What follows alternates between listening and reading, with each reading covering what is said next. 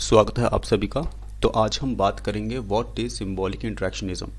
Sociology में आपको पता है कि 5 तरह के पर्सपेक्टिव होते हैं जो बहुत इंपॉर्टेंट होते हैं। सबसे पहले functionalist perspective, conflict perspective, interactionist perspective, Marxist perspective and the feminist perspective.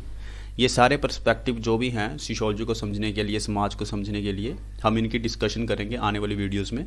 लेकिन आज हम इंटरैक्शनिस्ट पर्सपेक्टिव में सबसे पहले पढ़ेंगे सिंबॉलिक इंटरैक्शनिज्म के बारे में, जो कि आज के टाइम पे सबसे ज़्यादा इंपॉर्टेंट है। आज मॉडर्न वर्ड है, मॉडर्न वर्ड में सिंबॉलिक इंटरैक्शनिज्म की जो वैल्यू है वो बहुत ज़्यादा है। तो आज हम डिटेल में इसको समझेंगे। बेसिकली सिंबॉलिक इंटरैक्शनिज्म है क्या? Symbolic means symbols.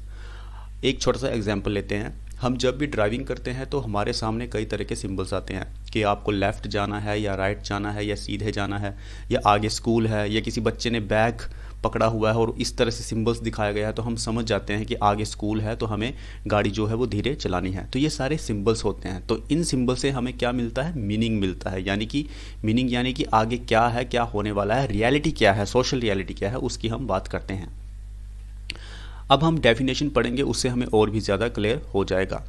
एक बात आप ध्यान रखेंगे, इसमें सबसे ज़्यादा इंपॉर्टेंट है सिंबॉलिक इंटरैक्शनिज्म में मीनिंग और सिंबल्स, इन दोनों का सबसे ज़्यादा इंपॉर्टेंट रोल है। अगर आप मीनिंग को समझ गए, सिंबल्स को समझ गए, तो आपको पूरा का पूरा सिंबॉलिक इंटरैक्शनिज्म भी समझ में आ जाएगा। The symbolic interaction perspective, also called symbolic interactionism, is a major framework of the sociological theory. तो जैसे कि मैंने आपको बताया था कि सोशियोलॉजिकल थ्योरी में 5 सबसे ज़्यादा इंपॉर्टेंट थ्योरीज होती हैं, जैसे फंक्शनलिस्ट पर्सपेक्टिव है, कॉन्फ्लिक्ट है, इंटरैक्शनिस्ट है, मार्क्सिस्ट है और फेमिनिस्ट है। ठीक है। So symbolic interactionist perspective relies on the symbolic meaning. मैंने आपको बताया था कि आपने ध्यान रखना है मीनिंग के ऊपर और सिंबल्स के ऊपर। ठीक है।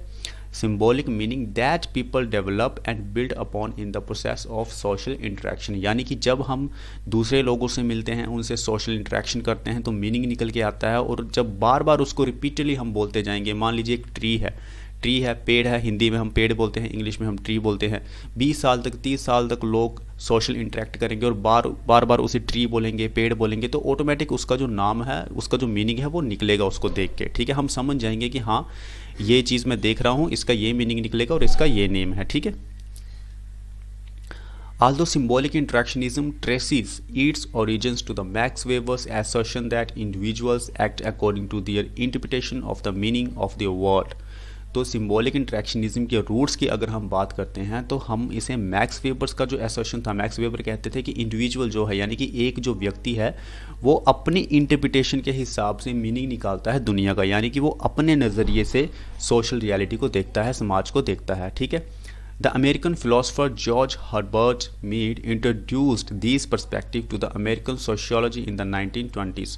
तो सिंबॉलिक इंटरैक्शनिस्ट जो है, जिसमें जॉर्ज हर्बर्ट मीड जो है लीड करते हैं, उन्होंने इस पर्सपेक्टिव को इंट्रोड्यूस किया था अमेरिकन सोशियोलॉजी में 1920s के टाइम पे। So symbolic interaction theory analyzes the society by addressing the subjective meaning that people impose on objects, events, behaviors। एक और छोटा सा एग्जांपल लेते हैं। ठीक है। किसी घर में फंक्शन चल रहा है। ठीक है। हमें कैसे पता चलेगा कि वहाँ पे शादी हो रही है या किसी का मुंडन हो रहा है या किसी की रिटायरमेंट हो रही है? कैसे पता चलेगा? क्योंकि पहले से ही हमें कोई बता देता है कि उस घर में शादी होने वाली है। ठीक है। तो हम वहाँ जाते हैं तो हम समझ जाते हैं कि हाँ, इस तरह से टेंट वगैरह लगा है तो इसका मतलब यहाँ पे शादी है, यानी कि मीनिंग निकल गया, आपको पहले से ही बता दिया है किसी चीज़ ने। ठीक है। यानी कि जितने भी इवेंट्स होते हैं, जो भी सिंबल्स हम देखते हैं, उन सिंबल से हमें पता चलता है कि वहाँ पे क्या मीनिंग निकलने वाला है। कहीं पे पोस्टर लगा है और वहाँ पे लिखा गया है कि चीफ मिनिस्टर का समारोह है 8 तारीख को, 9 तारीख को, तो हम समझ जाते हैं वो पोस्टर क्या है, वो एक सिंबल है, वो हमें एक मीनिंग दे रहा है, एक सोशल रियलिटी दे रहा है। ठीक है। तो वही चीज़ है कि हमारे जो सब्जेक्टिव मीनिंग होते हैं किसी चीज़ को देखकर, यानी कि मैंने अगर किसी पेड़ को देखा है तो मेरा अलग सब्जेक्टिव मीनिंग होगा। मैं अगर उस पेड़ को देखता हूँ तो मैं ये सोचूंगा कि इतनी ज़्यादा गर्मी है और ये पेड़ बेचारा कैसे सर्वाइव कर रहा है। कोई दूसरा व्यक्ति देखेगा, वो सोचेगा कि मैं इस पेड़ को काट दूँ। फिर कोई तीसरा देखेगा, वो सोचेगा कि मैं इसको पानी दे दूं। फिर कोई चौथा देखेगा, वो कुछ और सोचेगा। तो इस तरह से इंसान के जो खुद के सब्जेक्टिव मीनिंग्स होते हैं, उससे हमारी रियलिटी बनती है, सोशल रियलिटी बनती है। एक बार फिर से रिपीट कर देता हूँ। Symbolic interaction theory analyses the society, वो समाज को इस तरह से एनालाइज करता है by addressing the subjective meaning, उसको सब्जेक्टिव मीनिंग दे के अपनी तरह से हर व्यक्ति अपना अलग अलग मीनिंग देता है, ठीक है। That people impose on objects जैसे कि ट्री हो गया, कुछ भी ऑब्जेक्ट हो सकता है, इवेंट्स जैसे कई तरह के फंक्शंस होते हैं, जैसे किसी इंसान को कोई बिहेवियर हो गया, तो वो सारी चीज़ें, ठीक है। Subjective meanings are given primacy because it is believed that people behave based on what they believe and not just on what is objectively true. तो ये ज़्यादा इंपॉर्टेंट है सब्जेक्टिव मीनिंग के लिए को समझने के लिए। एक छोटा सा एग्जांपल हम ले लेते हैं, ठीक है। मान लीजिए कोई व्यक्ति है, वो फुटबॉल खेलता है, ठीक है। फुटबॉल खेलता है, उसे फुटबॉल खेलना बहुत अच्छा लगता है, ठीक है। लेकिन वो क्या करता है, वो सोचता है कि मुझे अब फुटबॉल खेलने की ज़रूरत नहीं है, मैं क्यों खेलूँगा, मुझे इससे कोई फ़र्क नहीं पड़ता है, ठीक है। तो वो फुटबॉल खेलना छोड़ देता है। क्यों छोड़ा? क्योंकि उसका अलग का एक सब्जेक्टिव मीनिंग था। उसे लगता था कि मुझे थकान हो जाती है, मेरी पढ़ाई डिस्टर्ब हो रही है, फुटबॉल एक बेकार चीज़ है। उसी तरह से जो दूसरा व्यक्ति है वो सोचेगा कि नहीं, फुटबॉल खेलना चाहिए, इससे मेरी हेल्थ ठीक रहेगी। तो यानी कि व्यक्ति के जो खुद के सब्जेक्टिव मीनिंग्स होते हैं वो उस हिसाब से सोशल रियलिटी को बनाता है। ये सेम चीज़ वही बता रहा है, ठीक है।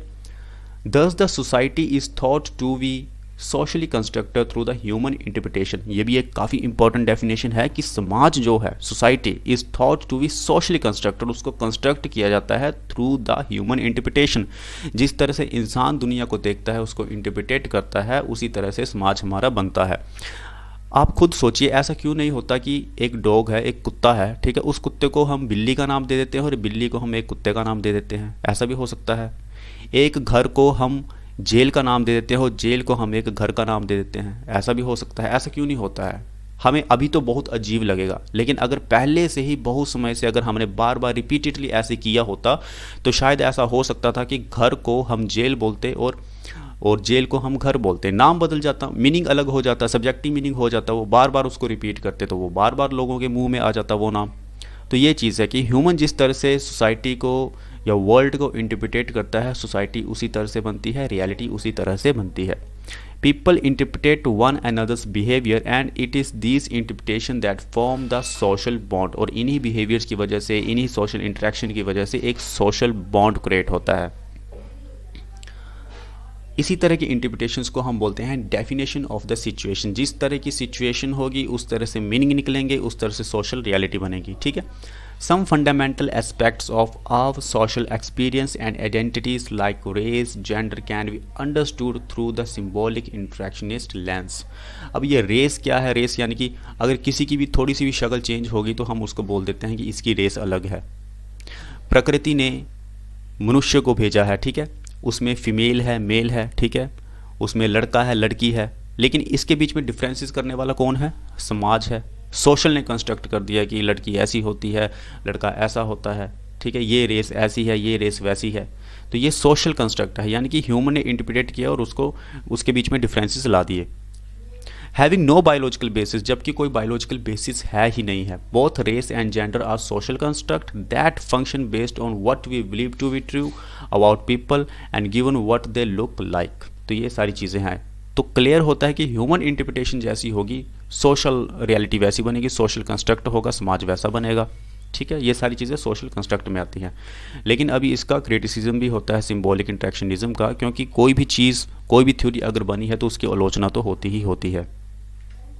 तो अभी क्रिटिसिज्म हम देख लेते हैं, critics of symbolic interaction perspective. अब जो क्रिटिक्स हैं वो ये कहते हैं कि सिंबॉलिक इंटरेक्शनिज्म जो है उसने पूरा फोकस अपना रखा है micro level of social interpretation. Micro level of social interpretation यानी कि उसने पूरा जंगल नहीं देखा, जबकि उसको पूरा जंगल देखना चाहिए था। उसने पूरा जंगल नहीं देखा, उसने सिर्फ एक पेड़ देखा है। उसने पूरा समाज नहीं देखा, बस एक इंडिविजुअल को देखा है, एक व्यक्ति को देखा है। यानी कि सिंबॉलिक इंटरेक्शन पर्सपेक्टिव जो है वो माइक्रो लेवल पे फोकस करता है, एक इंडिविजुअल को फोकस करता है, छोटी छोटी चीज़ों पे फोकस करता है, वो मैक्रो लेवल पे नहीं देखता। मैक्रो लेवल यानी कि पूरी की पूरी सोसाइटी को, पूरा फॉरेस्ट, वो छोटी छोटी चीज़ों को देखता है, जैसे एक इंडिविजुअल हो गया, एक ट्री हो गया, ठीक है।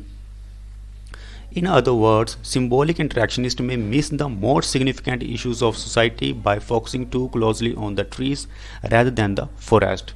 ये सारी बातें जो हमने अभी डिस्कस की थी। तो ये एक छोटा सा फ्रेमवर्क था सिंबॉलिक इंटरेक्शनिज्म थ्योरी का। आगे और भी डिटेल में हम बात करेंगे इसकी, जिसमें हर्बर्ट पीटर मीड आएंगे और उसमें फिर गारफिंकल आएंगे, और भी कई सारे जो थ्योरिस्ट हैं जो सिंबॉलिक इंट्रैक्शनिस्ट से बिलोंग करते हैं उनको हम डिस्कस करेंगे। तब तक के लिए धन्यवाद।